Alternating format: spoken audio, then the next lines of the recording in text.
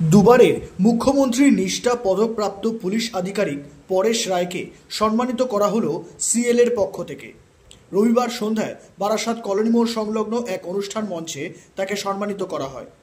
1990 সালে পুলিশ কর্মী হিসেবে কর্মজীবনে প্রবেশ করেন পরেশবাবু।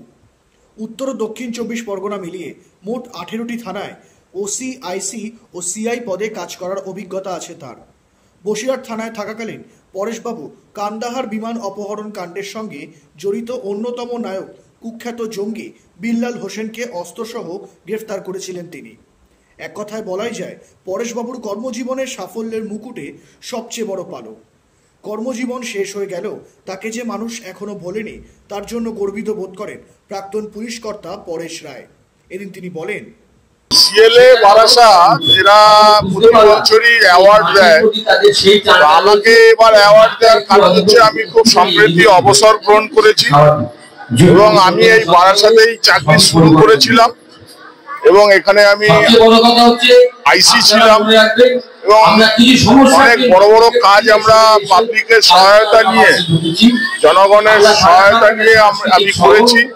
যেরকম আছে, যে প্লেন হাইজ্যাক হয়েছিল নেপাল থেকে কান্দাহার 1999 25শে ডিসেম্বর, তার যে মূল চক্রী মোহাম্মদ বেল্লাল, যে আজহার মাসুদ, যাকে আপনারা রিসেন্টলি দেখতে পেলেন ভারত পাকিস্তান যুদ্ধে তার বাড়ি পুরো ধ্বংস করে দিয়েছে, তার পরিবার পরিজন সব মারা গেছে, ও খালি বাংকারে ছিল বলে বেঁচে গেছে।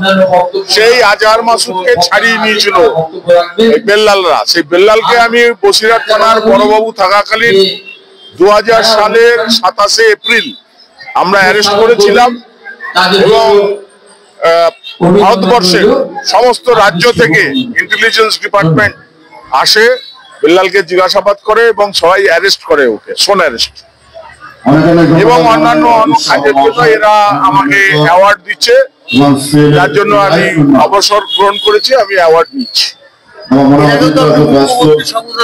হ্যাঁ, সে তো আমি দুই মুখ্যমন্ত্রী, মানে এখন যিনি আছেন অনারেবল সিএম শ্রীমতী মমতা ব্যানার্জি এবং আগে গভর্নমেন্টে যিনি ছিলেন অনারেবল সিএম শ্রী বুদ্ধদেব ভট্টাচার্য, দুজনকেই আমাকে মেডেল দিয়ে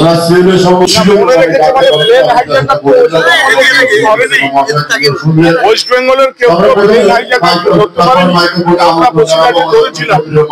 যার ফলে মানে ভারতবর্ষের সমস্ত রাজ্য দিয়েছিল ওর এই বিভিন্ন রকম অপকর্মের জন্য ওকে অ্যারেস্ট করেছিল।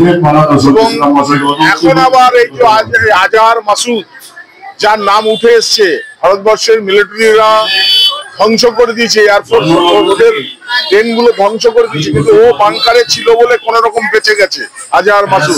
সেই আজহার মাসুদকে ওরা ছাড়িয়ে নিয়েছিল, এই জন্য এখন এই নামটা বেশি এসছে এবং আমাকে সম্বোধন।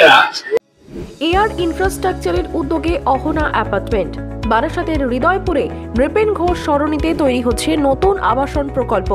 থাকছে একগুচ্ছ বিশেষ সুবিধা, লিফট থেকে শুরু করে ডিপ টিউবওয়েল, এছাড়াও থাকছে সাউন্ড প্রুফ জেনারেটর এবং কার পার্কিং এর সুবিধাও। এখানে 2 এবং 3 BHK ফ্ল্যাট রয়েছে, এছাড়াও থাকছে আরও একগুচ্ছ বিশেষ সুবিধা।